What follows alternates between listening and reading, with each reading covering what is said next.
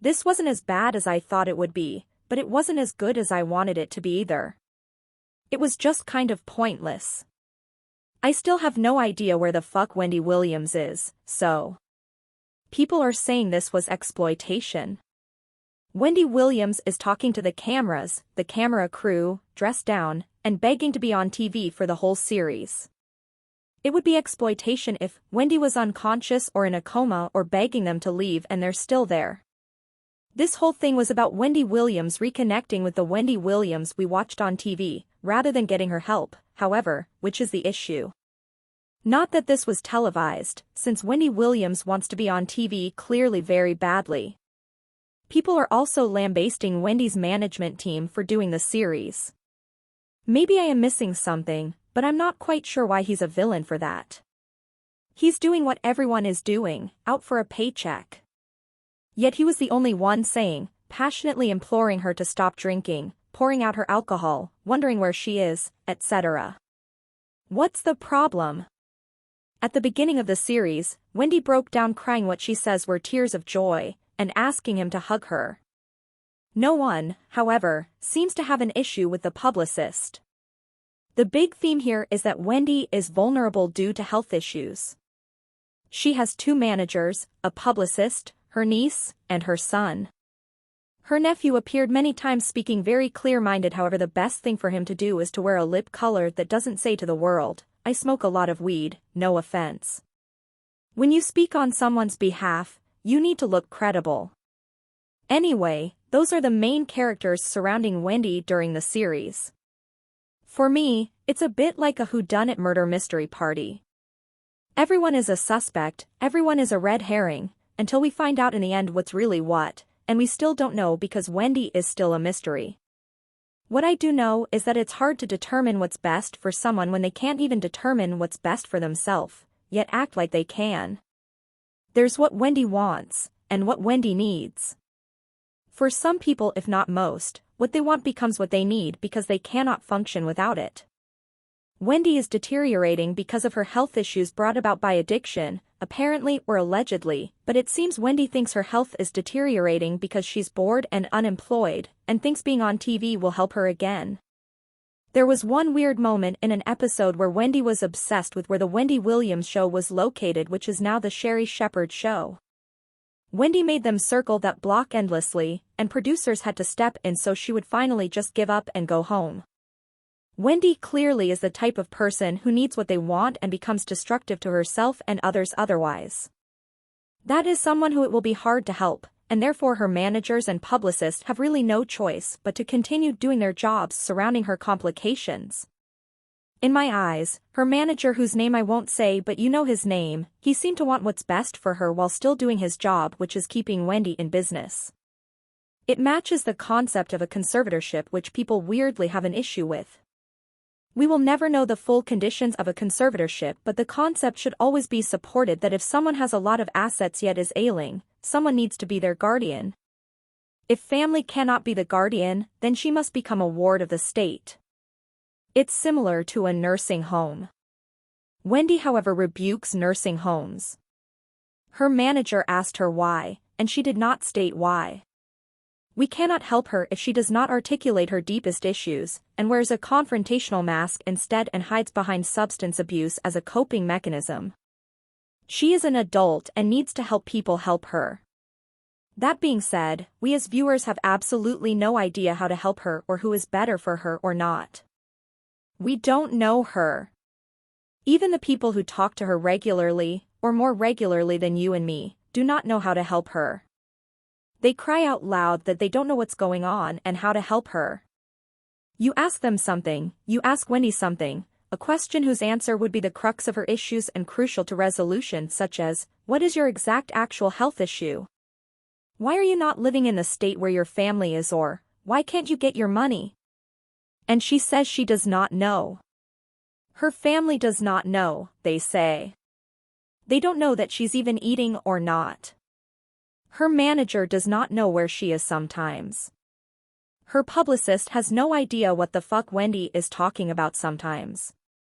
Her driver does not know where the fuck to drive sometimes. There were times when I thought, Wendy looks better today or in this episode or in this scene. Yet, everyone who knows her explicitly states that Wendy looks bad and looks out of it. And I'm like, she does? Well, they know her in better health. So how can anyone say who is who and which person is which and where she needs to be? They don't even know. We don't even know what Wendy Williams smells like. How can we know how to help her?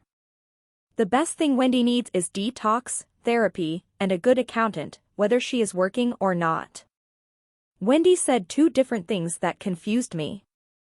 And I had to turn it off and come back later to the episode and the series altogether. One moment she said, she left the Wendy show because she was tired of doing it. Then, she shows she clearly has an obsession with her former studio location, and being on TV and being famous and being talked about, and going to L.A. with her publicist to get her on TV again. She wants her family, but her family does not really want her to be on TV or to have a publicist or anyone new around her, and so Wendy no longer wants her family around and excuses them out the room or house or hotel when they tell her about her drinking or her fame thirst. Yet, I'm sure they want her to have lots and lots of money. I'm confused because they're confused, and so fuck it, whatever. Now, Wendy Williams has become an affection for the internet over the years due to being a source of meme material. That's kind of a silly reason to exalt someone, and I never exalted her for that reason. If anything, I was a part of that group that found her funny sometimes but mostly wondered how Wendy Williams could insult so many rich, famous and powerful people and still be safe and on air. I was never, however, a part of that group who wished harm on her or bad karma. However, it seems this was bad karma. Or simply, a series of bad choices that someone had all the power to not make. Her drug and drinking abuse history seems to be a party type of user, rather than a stress user. According to her, when she was big and bad on radio, she was addicted to coke. From what we know, Wendy has never really had any issues except peer issues and marital issues. Her substance abuse history did not start when we saw photos of her husband with some woman. Her substance abuse did not start when the show went off the air. She said herself she's been dependent on substances since maybe I was born. Now that she is divorced and unemployed and has health and financial issues, sadly, obviously she will become even more dependent on drugs and drinking.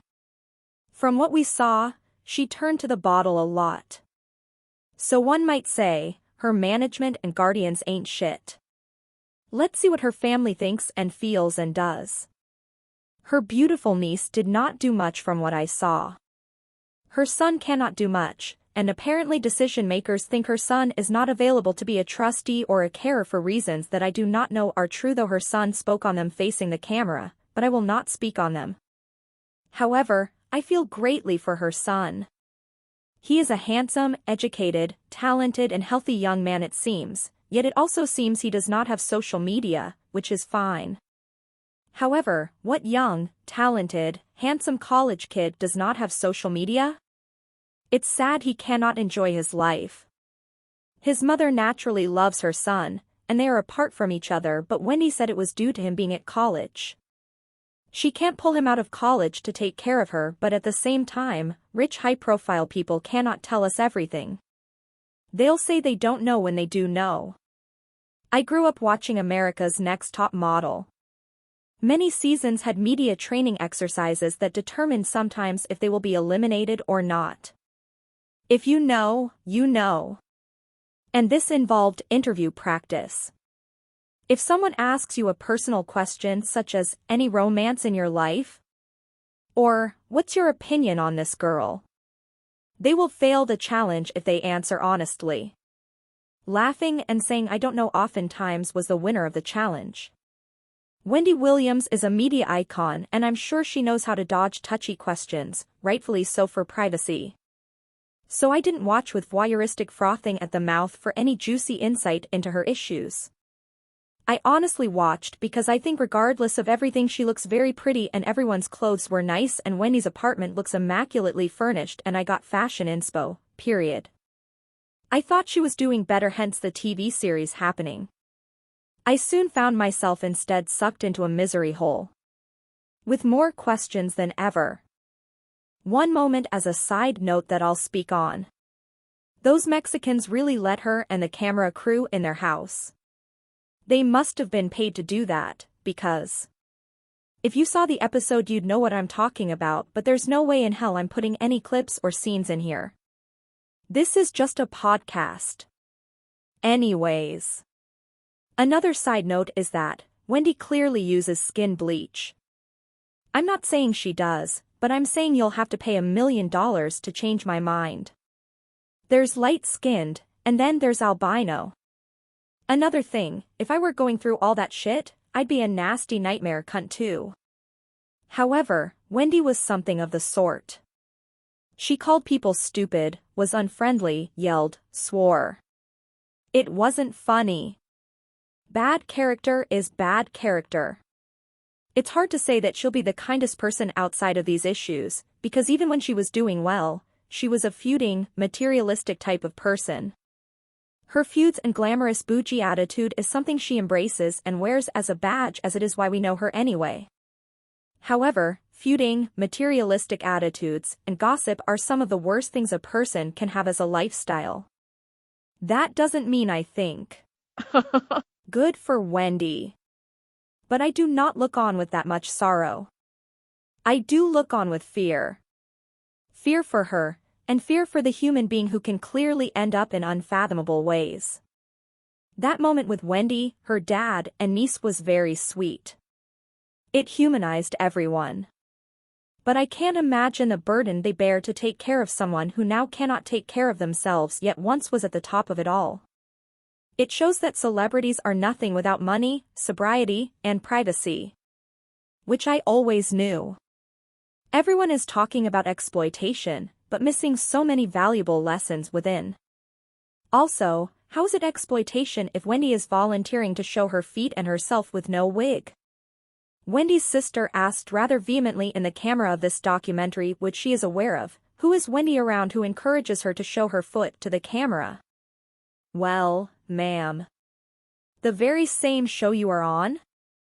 People say this is racial. I'm just not sure. It seems rather valid and an easy concept that investigation was done saying that Wendy is surrounded by no one who can be her guardian. Family is not always best. Family, especially when you're black and clearly not millionaires, might want the celebrity relative's money, even if it's not malicious. Just watch Judge Judy and you'll see people who are on the poverty line or near it, feuding with loved ones over money. Of all races. So, even when no one has money, it can tear families apart, let alone when there's millions of dollars and, according to Wendy, billions of dollars. And if her family, though they seem decent and a little affluent and they're beautiful and lighter-skinned people, sure.